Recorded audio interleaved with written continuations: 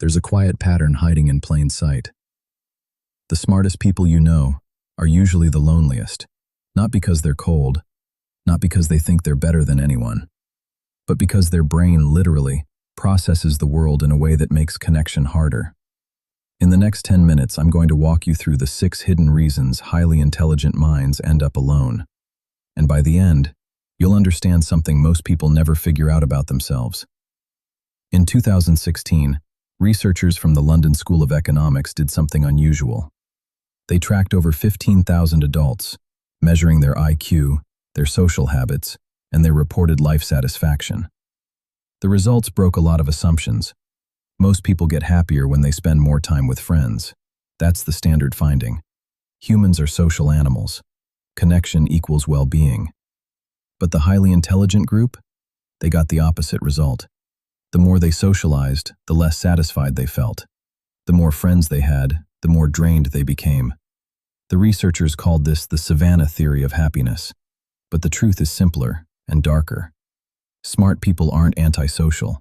They're just exhausted by the kind of social interaction the modern world offers them. And once you understand why, you'll see it everywhere. Reason number 1, they see what nobody else sees. When an average person has a conversation, they hear words. When a highly intelligent person has the same conversation, they hear the hesitation before a sentence, the slight rise in pitch when someone lies, the contradiction with what was said 3 weeks ago, the micro-expression that flashes for half a second before the smile returns. It's not paranoia, it's pattern recognition turned up too loud. Imagine watching a movie where you can see the boom mic in every shot. You can see the green screen. You notice the actor's wig is slightly off. You can't get lost in the story anymore because your brain refuses to ignore the construction. That's what most conversations feel like for them. Every interaction becomes a puzzle they didn't choose to solve. Every smile gets analyzed. Every compliment gets weighed for sincerity. It's not that they don't want to connect. It's that they can't stop seeing. And the more you see, the harder it becomes to be present. Reason number 2, their brain is starving for depth.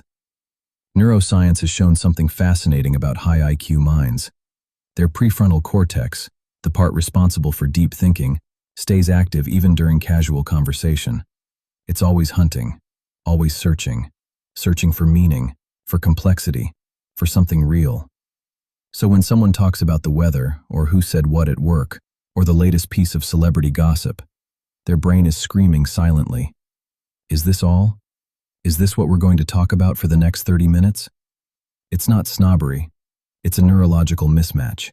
A highly intelligent person trapped in small talk feels like a chess grandmaster forced to play tic-tac-toe for 3 hours straight.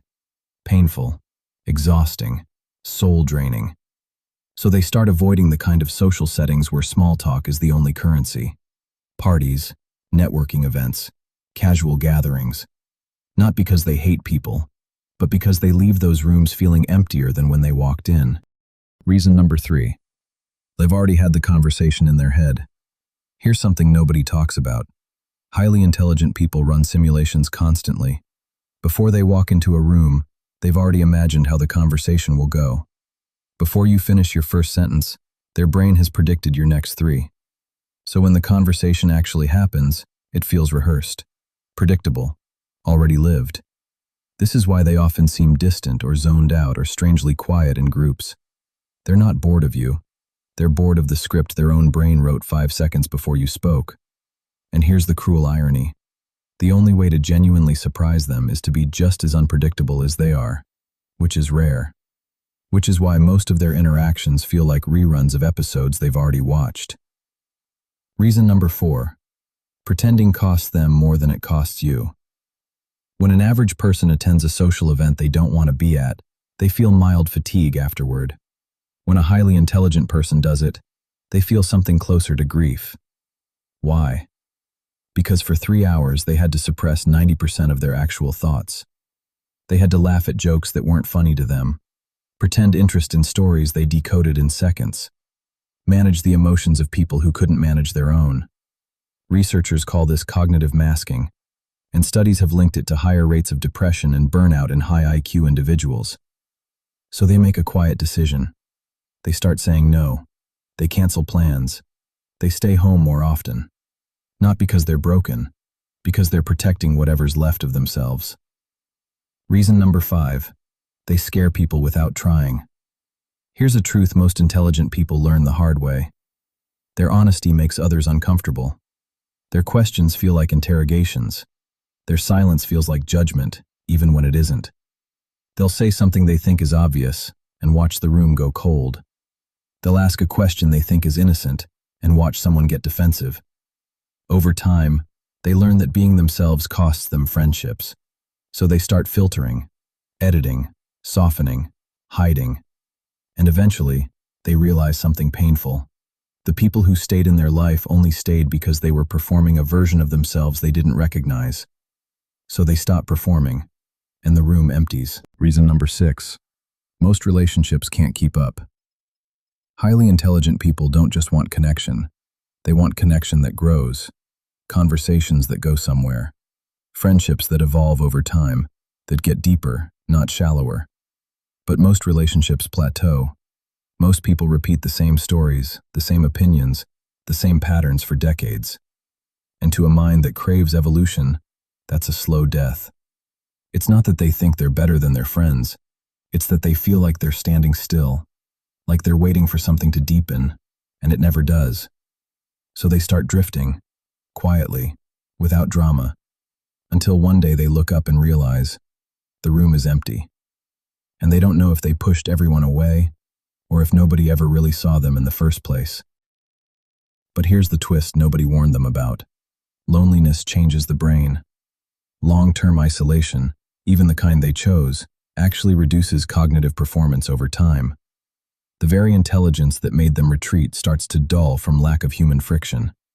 Smart people don't need crowds, but they need at least one person who can match them, one person who doesn't drain them, one person whose mind moves at the same speed. The tragedy is, most of them stop looking before they find that person. They mistake exhaustion for evidence.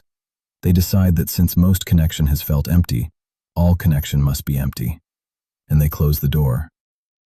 If any of this sounded like you, listen carefully. You're not weird. You're not broken. You're not too much. You're wired differently. But don't let that wiring become a prison. The same mind that sees through people can also recognize the rare ones worth keeping. The same depth that drains you in small talk can build something extraordinary with the right person. Loneliness isn't proof that you don't belong. Sometimes it's just proof that you haven't found your frequency yet. Keep looking. The right minds are out there. They're just rarer than the noise. If this resonated with you, follow Midnight Pulse for more. Stay sharp.